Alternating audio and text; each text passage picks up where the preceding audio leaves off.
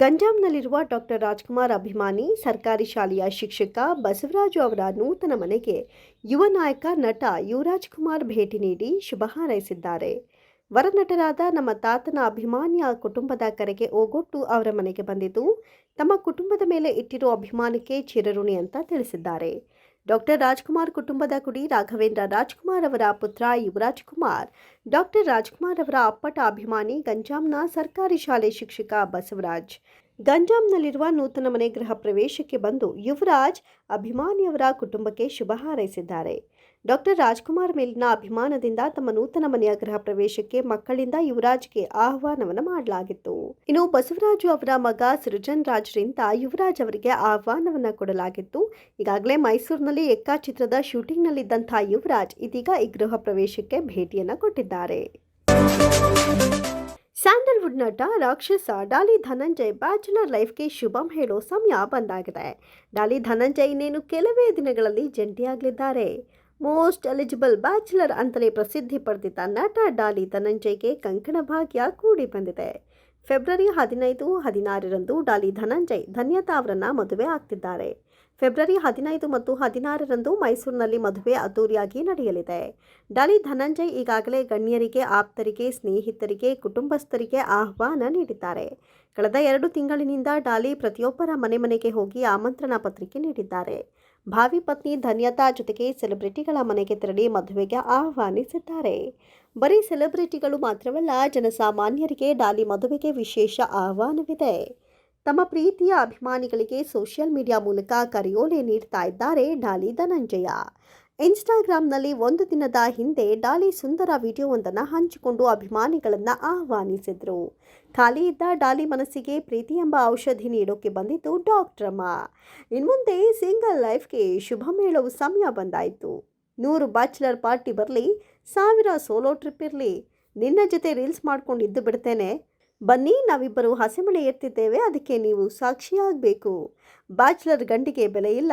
ನಿಮ್ಮೆಲ್ಲರ ಆಶೀರ್ವಾದದೊಂದಿಗೆ ನಾನು ಉತ್ತಿ ಬಿತ್ತಬೇಕಾಗಿತ್ತು ಪ್ರೀತಿಯ ತೋಟ.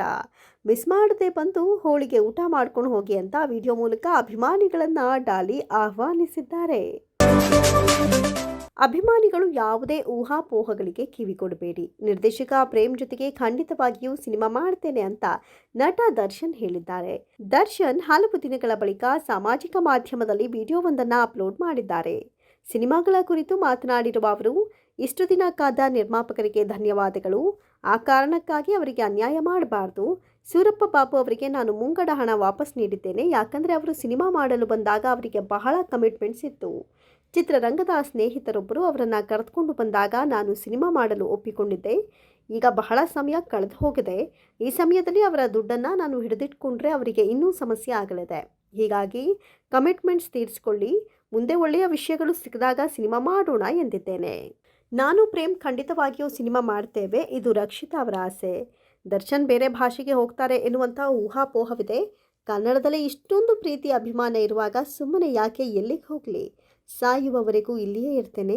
ಕನ್ನಡ ಸಿನಿಮಾವನ್ನು ಮಾತ್ರ ಮಾಡ್ತೇನೆ ಎಂದಿದ್ದಾರೆ ದರ್ಶನ್. ಬೆನ್ನು ನೋವಿನ ಕಾರಣದಿಂದ ಅಭಿಮಾನಿಗಳ ಜೊತೆಗೆ ಜನ್ಮದಿನ ಆಚರಿಸ್ಕೊಳ್ಳೋದಕ್ಕಾಗ್ತಾ ಇಲ್ಲ. ತುಂಬ ಹೊತ್ತು ನಿಂತ್ಕೊಳ್ಳೋದಕ್ಕೆ ಸಾಧ್ಯವಾಗ್ತಾ ಇಲ್ಲ.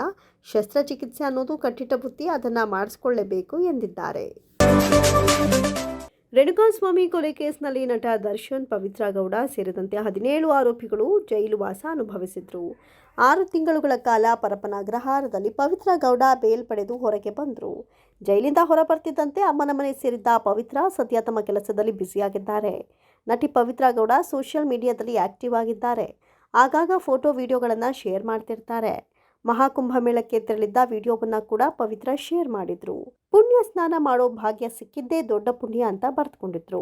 ಇದೀಗ ಪವಿತ್ರ ಗೌಡ ಸ್ನೇಹ ಹಾಗೂ ಸ್ನೇಹಿತರ ಕುರಿತ ಮತ್ತೊಂದು ವಿಡಿಯೋ ಶೇರ್ ಮಾಡಿಕೊಂಡಿದ್ದಾರೆ.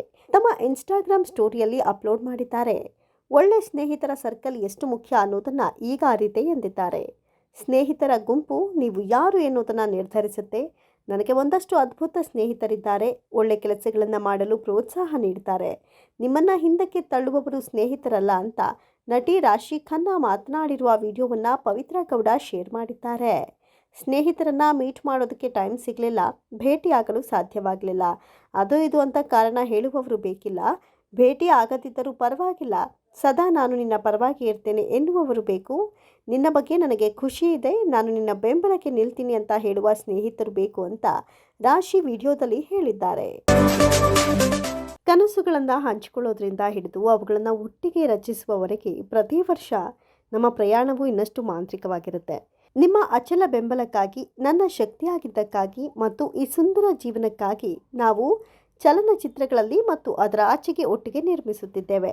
ನಿಮ್ಮೊಂದಿಗೆ ಈ ವಿಶೇಷ ಕನಸಿನ ಜೀವನಕ್ಕಾಗಿ ದೇವರಿಗೆ ಧನ್ಯವಾದಗಳು. Love you forever. ವಾರ್ಷಿಕೋತ್ಸವದ ಶುಭಾಶಯಗಳು ಅಂತ ಬರೆದುಕೊಂಡಿದ್ದಾರೆ ಪ್ರಗತಿ ಶೆಟ್ಟಿ. ನನ್ನ ಸಂಗಾತಿಯಾಗಿ ಹೃದಯಕ್ಕೆ ಒಲವನ್ನು, ಸಾಧನೆಗೆ ವಿಶ್ವಾಸವನ್ನು, ನಾಳೆಗೆ ಭರವಸೆಯನ್ನು ತಂದವಳು ನೀನು. ಈ ಸಂಸಾರವೆಂಬ ಸಾರ್ಥಕತೆಯಲ್ಲಿ ನನ್ನ ಸಹನೆ, ಶಕ್ತಿ, ಸರ್ವಸ್ವಗಳಾಗಿ ಸದಾ ಜೊತೆಗಿರುವಂತ ಬರೆದುಕೊಂಡಿದ್ದಾರೆ ರಿಷಬ್ ಶೆಟ್ಟಿ. ಪ್ರಗತಿ ಹಾಗೂ ರಿಷಬ್ ಶೆಟ್ಟಿ ಕಾರ್ಯಕ್ರಮವೊಂದರಲ್ಲಿ ಭೇಟಿಯಾಗಿದ್ರು ಅನ್ಸುತ್ತೆ. ಆ ಸಮಯದಲ್ಲಿಯೇ ರಿಷಬ್ ಶೆಟ್ಟಿ ಅವರ ಜೊತೆಗೆ ಪ್ರಗತಿ ಶೆಟ್ಟಿ ಒಂದು ಫೋಟೋವನ್ನು ಕೂಡ ತೆಗೆಸಿಕೊಂಡಿದ್ರು. ಆ ದಿನ ತೆಗೆಸಿಕೊಂಡ ಆ ಒಂದು ವಿಶೇಷ ಫೋಟೋವನ್ನು ಪ್ರಗತಿ ಶೆಟ್ಟಿ ಈಗಲೂ ಜೋಪಾನದಿಂದಲೇ ಉಳಿಸಿಕೊಂಡಿದ್ದಾರೆ. ಆಗಲೇ ಈ ಜೋಡಿಯ ಭೇಟಿ ಮುಂದೆ ಸ್ನೇಹಕ್ಕೂ ತಿರುಗಿತ್ತು, ಅದು ಮುಂದೆ ಪ್ರೇಮವೂ ಆಯಿತು. ಹೀಗೆ ಜೊತೆಯಾಗಿಯೇ ಇದ್ದ ಈ ಜೋಡಿ ಮದುವೆಯಾಗಿ ಇದೀಗ ಸುಖ ಸಂಸಾರ ನಡೆಸುತ್ತಿದ್ದಾರೆ.